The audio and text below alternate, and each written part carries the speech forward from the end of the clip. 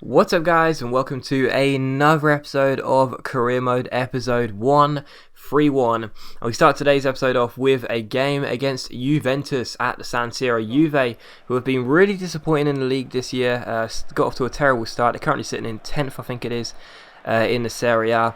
And as they came to the San Siro for the first game of the episode, I felt really confident about getting a win in this game. We got off to a fantastic start just 6 minutes in. El Shaarawy getting to the rebound after, I think it was Insigne's shot was saved by Brunescu, and it was 1-0 to AC Milan. And what a perfect start, man, absolutely brilliant. I remember just getting into this game and thinking, wow, after that first goal we are going to dominate. But unfortunately, Juventus hit back straight away, straight from kickoff really, cross in here, and the header which frees on, well, just terrible, absolutely terrible goalkeeping. He's been so inconsistent. I mean, last year we had Emilia and Leali as my two goalkeepers. Both of them at times were brilliant, and then both of them at times were terrible. It seems like that's the exact same with Friison. But here you see Germano doing what he does best. Absolutely awesome. I was so pleased with that piece of dribbling. And El Shaarawy somehow managed to find the back of the net there.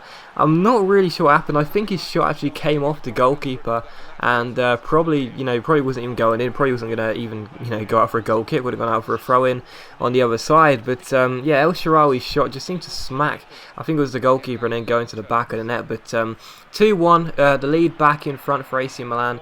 But once again, Juventus came for here from this corner, and again Leali. I mean, he's just got up to his feet. I understand that, but with a goalkeeper that's got such a great reflex and reaction stat, the ball's pretty much right next to him. You really should be at least sticking out a leg and stopping that from going in. And then here you see a pretty timid shot from Gabbiadini, the Juventus Gabbiadini, the real Gabbiadini, I should say, putting the ball past Friison.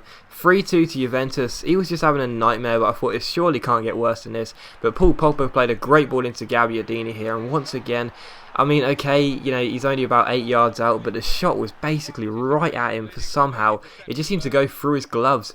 4-2 to Juventus at this stage. I don't know what was going on. After taking a 2-1 lead, I thought finally we're going to dominate from this point on, but no, Juventus were just embarrassing us really, and it was all Friison really. He was just terrible in goal. And Insigne managed to get us back in the game here. 4-3, fantastic strike after the free kick was laid off to him. So 4-3. We'd only just come out for the second half. The San Siro must have been rocking, as we were expected to go out in this second half, right our wrongs, and maybe win the game 5-4. Who knows?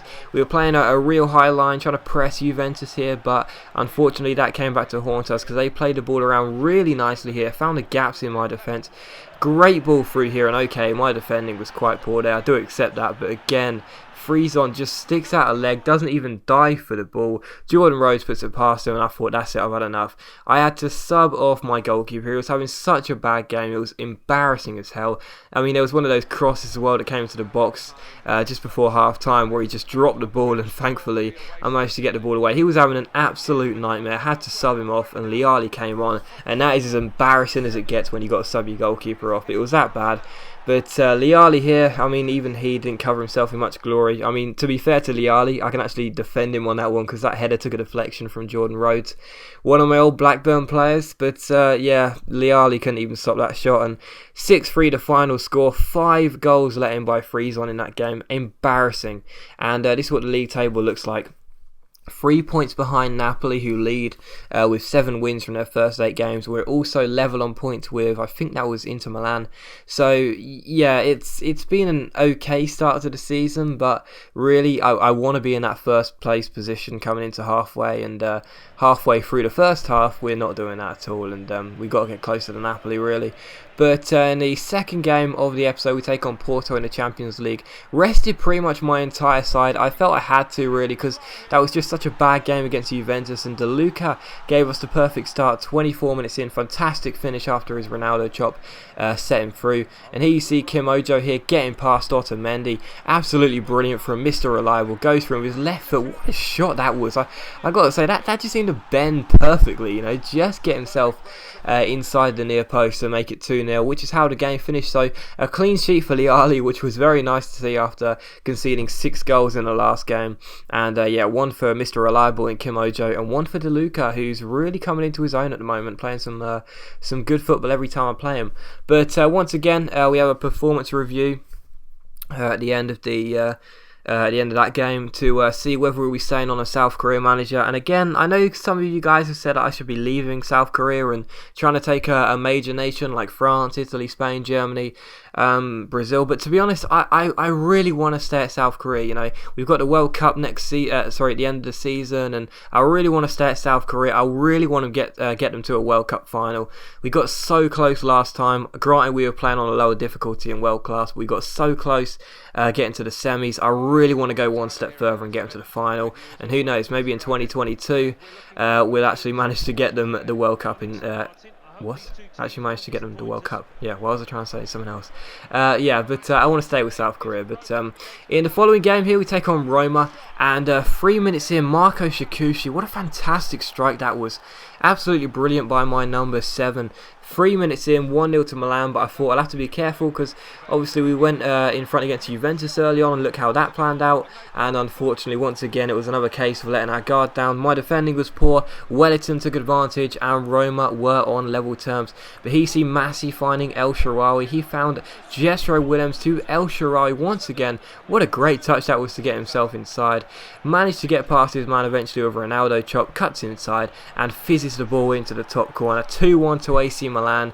Roma just couldn't touch El Shaarawy in this game, and that made it 2-1 to AC Milan just before half-time. And just after half-time, Lorenzo Insigne finds Shikushi. Shikushi was having actually quite a bad game in terms of passing. He's usually a fantastic playmaker, barely ever gives the ball away, but he was making some surging runs forward, unlike Shikushi, who's got the high defensive work rate, and he was just making so many moves forward into the box. Don't know what got into him in this game, but that made it 3-1 to AC Milan. Shikushi was on fire, as was El Shaarawy and Insigne. It was actually Germano who wasn't playing very well in this game. But here you see Kim Ojo playing the ball out wide to Simon Verdi. Verdi down the left hand side, got men in the centre. One of them is Gianluca Germano, who, like I said, wasn't playing very well, but did get to the header there to get himself a customary goal. He's been our best player so far this season, and even when he's having a pretty bad game in this one, he can still come out with a goal. Not that it matter too much, but who knows, it might do at the end of the season if it goes down to goal difference. So 4-1 to AC Milan, the final score, and it's just been a fantastic response ever since that disappointing game at the start of this episode where we lost 6-3 to Juventus. It's just been a fantastic response by AC Milan. But here you see us taking on Atlanta here, and Verratti finds Insigne. Insigne finds Verdi. Simon Verdi down the left hand side. So pleased I picked this guy up. He's been fantastic for us. Fizzes the ball in, and there is Germano making up for his poor performance in the game against Roma. And here you see a free kick given to us 25 minutes in. I didn't know what to do with this one, to be honest. I really did want to shoot, but I'm just terrible at shooting from free kicks. So I rolled it off to Insigne, and I seem like I'm very good at that, don't I? Rolling the ball off and then shooting. I seem like I'm quite good at that. But Insigne makes it 2-0 to Milan. Atlanta were basically done and dusted at this stage, but they did try and come through here. But Bonaventura's shot was well saved by... Oh, who did I have in goal? Did I revert back to Friesen? I think I did. Yeah, I think Friesen was back in goal for this game, but that was a fantastic save.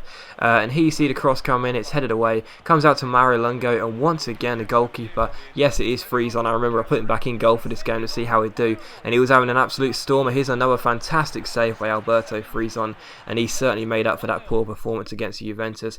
Bring on a triple substitution here. One of those players is De Luca. Like I say, he's been an absolutely superb signing, and there is one of those goals of the series. Absolutely fantastic, an early goaltender for goal of the season, a contender for goal of the season. Flick over the head. Does that remind you of someone? Chevalier? It certainly does. But as always, guys, a big thank you for watching. Really hope you enjoyed this episode. If you could leave a like, that is absolutely awesome. It's much appreciated. And I will see you for the next episode very soon.